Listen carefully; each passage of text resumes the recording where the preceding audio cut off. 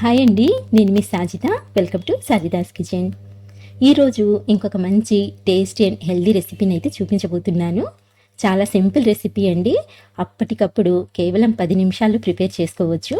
టిఫిన్లోకైనా డిన్నర్లోకైనా చాలా బాగుంటుంది. అలాగే పిల్లల నుంచి పెద్దవాళ్ళ వరకు అందరూ తినొచ్చు అనమాట. అండ్ అలాగే డయాబెటిక్ ఉన్న వాళ్ళు కూడా హ్యాపీగా తీసుకోవచ్చు అండి. చాలా హెల్దీ. కేవలం 10 నిమిషాల్లో అయితే ప్రిపేర్ చేసుకోవచ్చు. వీడియోని స్కిప్ చేయకుండా చూసి తప్పకుండా ట్రై చేయండి. చాలా టేస్టీగా కూడా ఉంటుందన్నమాట. మరి ఇప్పుడు లేట్ చేయకుండా ఎలా తయారు చేసుకోవాలో చూసిద్దాం రండి. ఫస్ట్ అయితే ఒక మిక్సింగ్ బౌల్ తీసుకుని ఇందులోకి ఒక గ్లాసు అటుకుల్ని తీసుకుంటున్నానండి. నేనైతే ఈ గ్లాస్తో తీసుకుంటున్నాను. మీరు ఇలా కొలుచుకోవటానికి ఒక గ్లాస్ కానివ్వండి లేదా ఒక కప్పు కానివ్వండి సెట్ చేసి పెట్టుకోండి. తర్వాత ఈ అటుకుల్లో నీళ్ళని వేసుకుని ఒక 2 సార్లు బాగా రుద్ది కడిగి తీసుకోవాలి.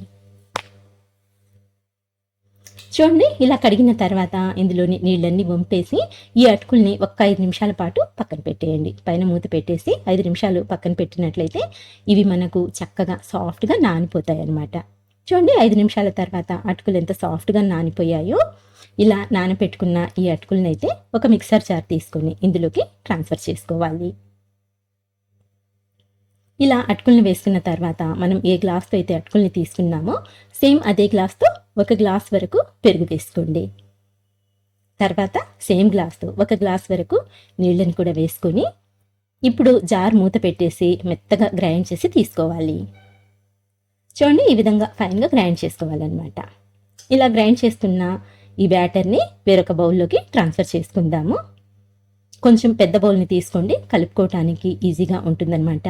ఇలా ట్రాన్స్ఫర్ చేసుకున్న తర్వాత జార్లో కొద్దిగా నీళ్ళని వేసి కడిగి ఆ నీళ్ళని కూడా ఇందులోకి వేసేసుకుని ఇప్పుడు ఇందులోకి సేమ్ గ్లాస్తో ఒక గ్లాస్ వరకు రాగి పిండిని యాడ్ చేసుకోండి. నెక్స్ట్ ఇవన్నీ బాగా కలిసేట్టు కలుపుకోవాలన్నమాట. బిస్కట్తో కానివ్వండి లేదా ఇలా స్పూన్తో అయినా సరే చక్కగా అన్నీ బాగా కలిసేట్టు కలుపుకోవాలి. చూడండి, ఈ విధంగా కలుపుకున్న తర్వాత ఇప్పుడు ఇందులోకి ఒక మీడియం సైజ్ ఉల్లిపాయని ఇలా సన్నగా కట్ చేసుకుని వేసుకోండి. తర్వాత ఒక చిన్న క్యారెట్ని కూడా ఇలా తురుముకొని యాడ్ చేసుకోండి. నెక్స్ట్ సన్నగా తరిగిన కొత్తిమీరని కూడా ఒక 2-3 టేబుల్ స్పూన్ల వరకు యాడ్ చేసుకోండి. అలాగే 2 లేదా 3 వరకు పచ్చిమిరపకాయలని కూడా ఇలా సన్నగా కట్ చేసుకొని వేసేసుకోండి. ఇంకా ఫైనల్గా రుచికి సరిపడా సాల్ట్ నేనైతే 1/2 టీ స్పూన్ వేస్తున్నానండి. మీరు తినే టేస్ట్ని బట్టి ఈ సాల్ట్ అనేది అడ్జస్ట్ చేసుకోవచ్చు. ఇంకా ఏమి వేయాల్సిన పని లేదండి, ఇవే అనమాట. ఇప్పుడు ఇవన్నీ బాగా కలిసేలా కలుపుకోవాలి. చూడండి, ఇలా కలుపుకున్న తర్వాత మనకు ఈ పిండి అయితే ఇలా కొంచెం థిక్గా అనిపిస్తుంది కదండి. ఇప్పుడు ఇందులోకి కొద్దిగా నీళ్ళని వేసుకోండి.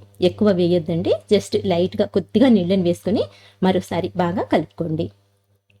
పిండి పల్చగా ఉంటే మనకు దోశలు అనేవి సరిగ్గా రావన్నమాట. సో అందుకని చెప్పేసి ఈ పిండి అయితే మనకు ఇలా కొంచెం థిక్గానే ఉండాలన్నమాట. కన్సిస్టెన్సీ అయితే ఇది పర్ఫెక్ట్ కన్సిస్టెన్సీ అండి.